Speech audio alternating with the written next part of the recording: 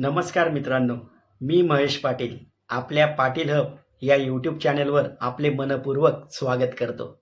मित्रांनो, आजची बातमी पवित्र पोर्टल आणि शिक्षक भरती याची वाट पाहणाऱ्या हजारो उमेदवारांसाठी अत्यंत महत्त्वाची आहे. तुम्ही बाजूच्या स्क्रीनवर पाहू शकताय ती बातमी.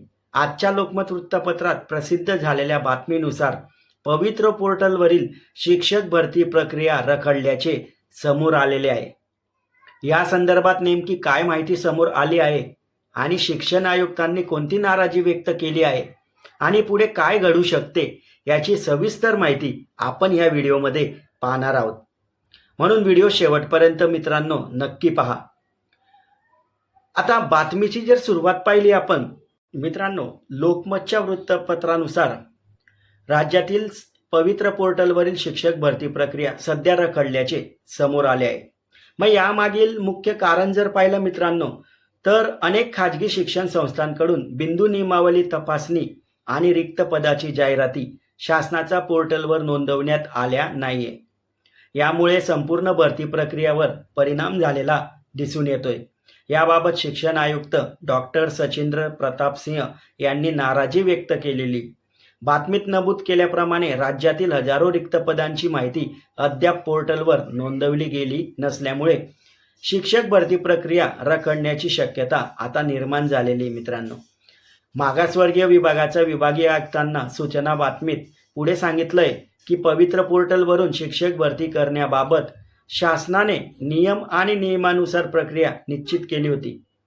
परंतु मित्रांनो, नोव्हेंबर 2025 ते 8 मे 2026 रोजी संबंधित शिक्षण संस्थांना निर्देश देण्यात आले होते. यामध्ये शिक्षण संस्थांनी रिक्त पदाची माहिती आणि आवश्यक नोंदी पोर्टलवर सादर करणं हे अपेक्षित होतं.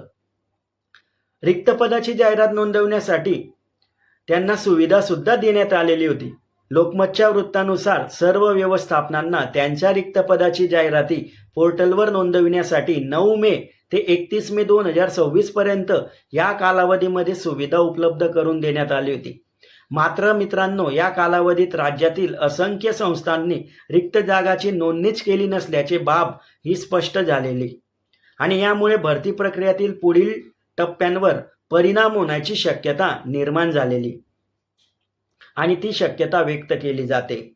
यापूर्वी अनेक वेळा सूचना देण्यात आल्या. बातमीत पुढे नमूद करण्यात आलंय की बिंदू नियमावली म्हणजे रोस्टर प्रणालीची माहिती तयार ठेवण्याबाबत शिक्षण आयुक्तालयाकडून यापूर्वी अनेक वेळा सूचना देण्यात आलेल्या होत्या. विशेषतः म्हणजे 17 ऑक्टोबर 2025, 26 मार्च 2026 आणि 8 मे 2026 या रोजी सविस्तर सूचना सुद्धा त्यांना देण्यात आल्या होत्या.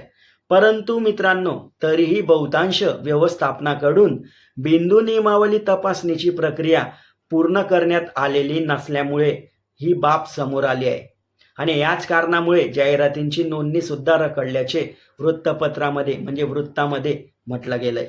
शिक्षण आयुक्त कार्यालयाची दखल ही बाब शिक्षण आयुक्त कार्यालयाच्या लक्षात आल्यानंतर यांची गंभीर दखल घेण्यात आली आहे आणि त्यामुळे 26 मे रोजी राज्यातील मागासवर्गीय विभागांच्या विभागीय आयुक्तांना सूचना पत्र पाठवण्यात आलेलं आहे. मित्रांनो, शिक्षण संस्थांना आवश्यक निर्देश जारी करावेत अशी विनंती करण्यात आल्याची बातमीत नमूद करण्यात आलेलं आहे. शिक्षण आयुक्तांचे महत्त्वाचे वक्तव्य बातमीमध्ये शिक्षण आयुक्त सचिंद्र प्रताप सिंह यांचे वक्तव्य सुद्धा देण्यात आलेलं आहे.